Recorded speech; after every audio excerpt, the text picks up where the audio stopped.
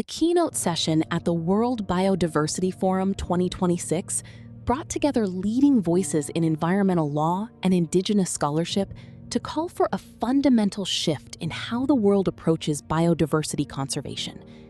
The session featured environmental law scholar David R. Boyd, a former United Nations Special Rapporteur on Human Rights and the Environment, alongside Indigenous scientist and educator Lyla June Johnston. Both speakers emphasized that addressing biodiversity loss requires not only scientific and policy solutions, but also deeper legal and cultural transformations in humanity's relationship with nature.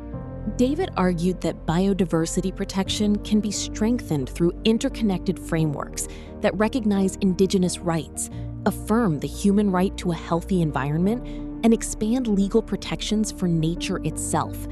He pointed to growing international legal developments in countries such as Ecuador, Colombia, India, and New Zealand, where ecosystems and natural entities are increasingly granted legal standing. According to him, these shifts are reshaping conservation policy and redefining how governments understand environmental responsibility.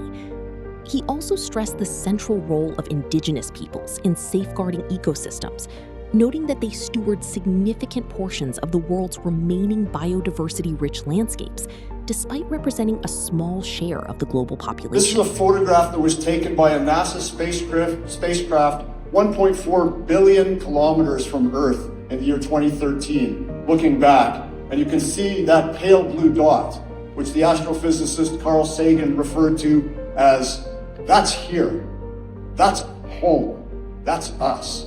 And Sagan said, if you look at this image, it really highlights the need for us to treat each other with far greater kindness and to really protect, cherish, and preserve this incredible planet that we're so fortunate to be part of.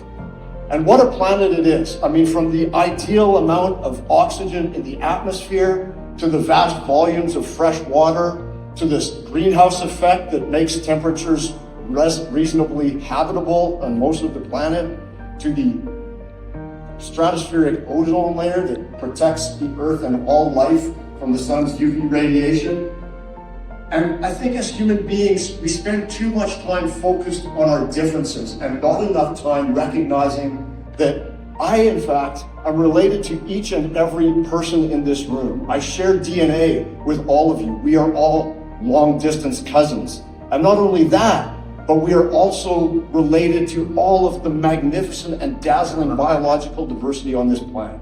From a scientific perspective, we share DNA with every form of life, from the bee hummingbird to the Indian elephant, from the solar-powered sea slug to insectivorous plants like the sundew, from the almost alien octopus with its 8 limbs, 9 brains, 3 hearts, and blue blood, to termites, one of the master architects of the natural world.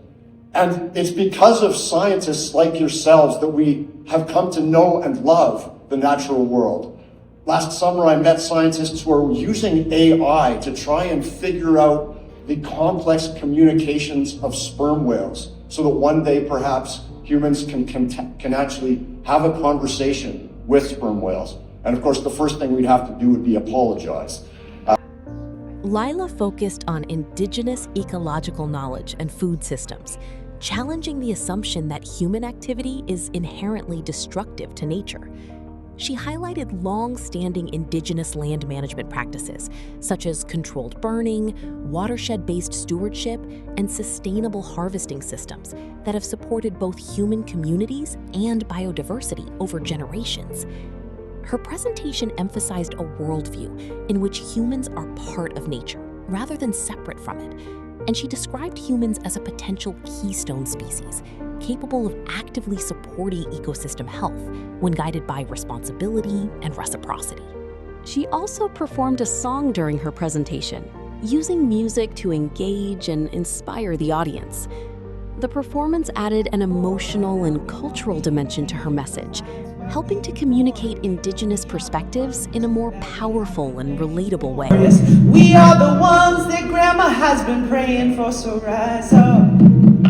All you warriors of love, All you answers to the prayers of our ancestors from above. I could feel it in my heart. Can you feel it in your blood? I could hear the seventh fire calling us to wake up. Pueblo hermoso, levántanse, es nuestro tiempo. No tienes que esconderte más, porque ahorita es nuestro tiempo. This next verse is in Spanish to honor all the indigenous peoples who live south of the imaginary border, the imaginary Mexican border, to honor a continent that was once very much connected before colonial borders divided us. Mujer indígena, tú eres tan sagrada y traes medicina de tu suelo todavía, a pesar del abuso de tu cuerpo y tu tierra. Respetamos tus ancestros y la suya cultura, hombre indígena. Tú eres honorable y yo veo la fuerza.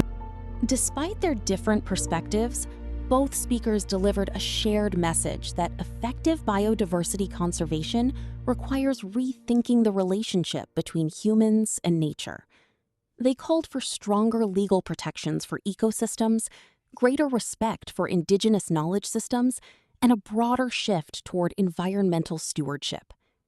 The discussions formed part of the broader agenda of the World Biodiversity Forum 2026, which convenes global leaders from science, policy, and indigenous communities to address accelerating biodiversity loss and explore pathways toward long-term ecological resilience.